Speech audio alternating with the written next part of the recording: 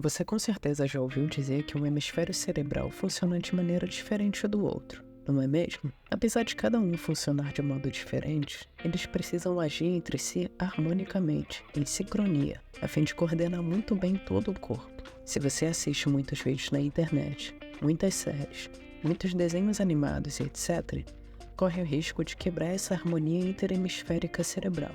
E isso gera consequências nada desejáveis.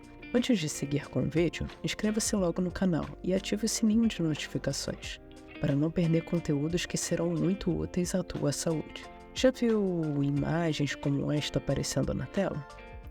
Ela ilustra muito bem a diferença entre as funções que cada lado do cérebro possui. Para resumir bem a diferença entre os hemisférios cerebrais, podemos dizer que o hemisfério cerebral dominante é mais responsável pela execução de atos e pela abstração, enquanto o não dominante está mais envolvido a captação de informações ao nosso redor. Quando você vê uma casa, por exemplo, essa informação chega diretamente ao hemisfério cerebral não dominante, e dele passa para o outro lado do cérebro. Então funciona assim: informações como imagens e sons chegam ao hemisfério cerebral não dominante e passam, através dele, para o outro lado do cérebro. Essa troca de informações, entretanto, demora um certo tempo para ser processada. Como demora um certo tempo, pode haver uma espécie de engarrafamento nesse trânsito de informações entre os lados do cérebro. Esse engarrafamento tem um nome, e esse nome é hiperfunção do hemisfério cerebral não dominante. A hiperfunção do hemisfério cerebral não dominante, entre outras coisas,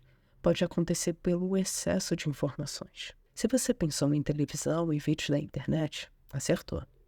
Várias cenas, várias notícias, muitos sons, tudo isso gera um bloqueio na comunicação entre os hemisférios cerebrais. Augusto Cury, o psiquiatra mais lido do Brasil, afirma que uma pessoa comum tem, hoje, mais informações que um imperador romano. Isso acontece justamente pela facilidade que temos em ver vídeos, séries, desenhos, que são conteúdos lotados de informações, tanto inúteis quanto úteis. Mas que problemas a hiperfunção do hemisfério cerebral não dominante pode causar? Esse desequilíbrio costuma provocar transtornos depressivos, hiperatividade, déficit de atenção, limitação em fazer cálculos matemáticos, dificuldade em se lembrar de algo como nomes, dificuldade em ler algo por muito tempo, como um livro, dificuldade de mandar texto, escrever e-mails ou uma carta, entre outras coisas. Algo interessante é que todo indivíduo com hiperfunção do hemisfério cerebral não dominante apresenta sinais e sintomas depressivos. Isso acontece justamente pelo bloqueio, pela barreira, pelo engarrafamento entre os lados do cérebro. Mas e então,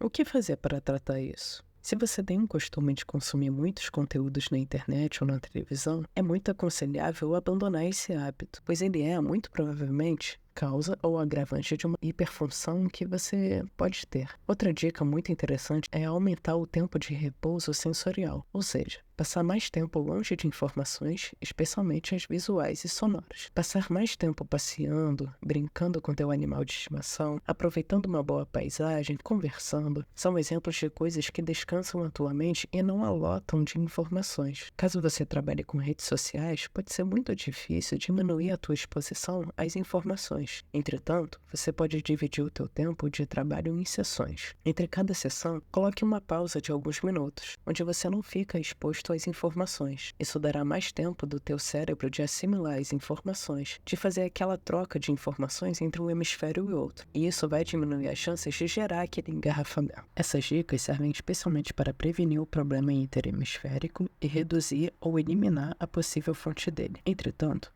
profissionais da saúde também podem ser de grande valia contra o desequilíbrio.